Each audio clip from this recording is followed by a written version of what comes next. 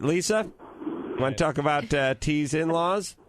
Not about your in-laws, but I was just wondering, because I'm getting married, and I hate my stepbrother, and I don't want to invite him. Gosh. I don't know what to do, and I was wondering if you had any problems like that. Well, you hate your stepbrother. Yes. Did he do anything to you that's unforgivable?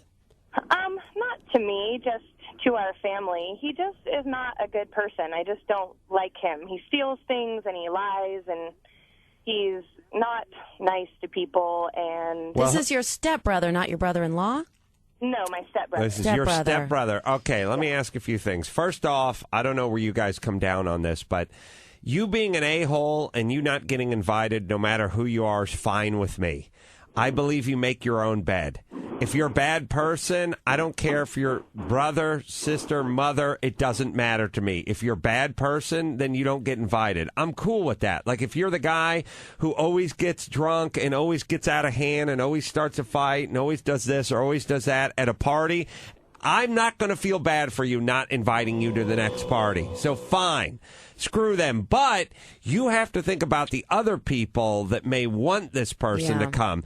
Now, if everyone can agree that this guy's just a bad seed and they don't need him, good. Screw him. And by the way, as a young man, if you don't get invited to a wedding, bullet dodged. I don't think he's going to be offended. Yeah, I think it's the fallout from the other relatives that Lisa's probably worried about. Well, what about what I'm worried them? about is my stepmom getting upset that I don't invite him. And What does causing she think drama. about him? Well, she loves him, of course. But does she realize the truth about him, or does she turn a blind eye? I think she probably realizes it, but she acts like she doesn't. I don't know. She's a whole other story. I'll tell you what. Okay, you're not a huge fan of hers either. And the beauty of the step-parents is once you get out of the house, they're half a parent when you're in the house. They're zero parent when you get out of the house. Yeah, I didn't see my stepmonster from age 17 till the blissful day she died. Right. So you by the way, you've called the right place when it comes to that. All I'm saying is I'm not a huge fan of family. My feeling is you earn it. You earn it like anything else. You don't get kissed in. I don't like nepotism.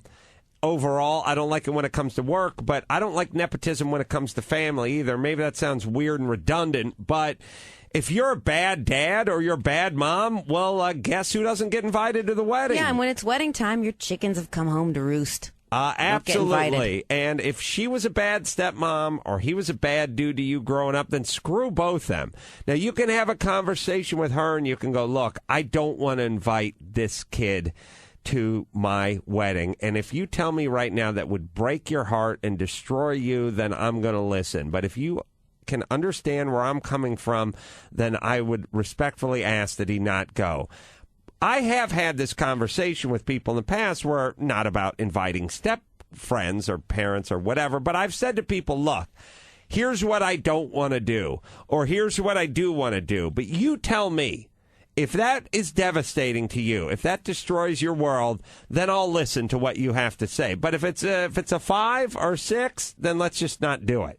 You can have that conversation with people. I think Lisa can run it by her stepmother, and if her stepmother isn't going to be devastated, don't invite the guy to your wedding. No, she'll freak out. I was thinking about running it by my dad and then having him tell her. All right, we'll do it that way. But either way, and as you know, you've come to the right place. I don't care not only about step family, I don't care about blood family either. If you're an a-hole or you don't hold up your end of the bargain or you weren't a great parent or you weren't a great grandparent or great brother or great sister or whoever, screw you. Don't care. And you know what I say, Lisa? Focus on the people who love you, who are going to be there and who you have a connection with, and don't worry about this guy. And as an adult, it's payback time. I've always looked at it that way. It's healthy. No, it's a super healthy way to go. No, look, when you're a kid, you can't pay your parents back or your step-parents back or your step-brother back or whatever. You just live in the same house with them, and you're younger than they are, and you depend on them for your food and your love and your shelter and your whatever. But when you get older and you get a little F-you money, well, then F them. Yeah, can I say this?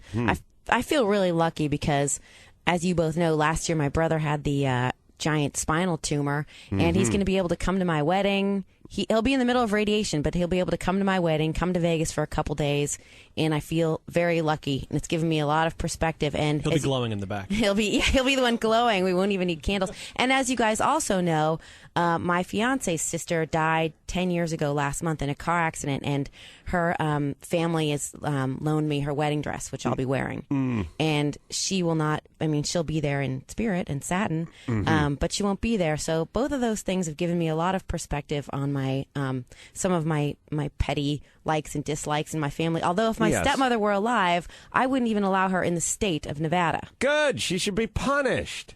And that's what I tried to do. You know how I tried to do it? Just by living a good life. That's the only revenge. You showed her. And when's that going to start? All right, let's take ourselves a break.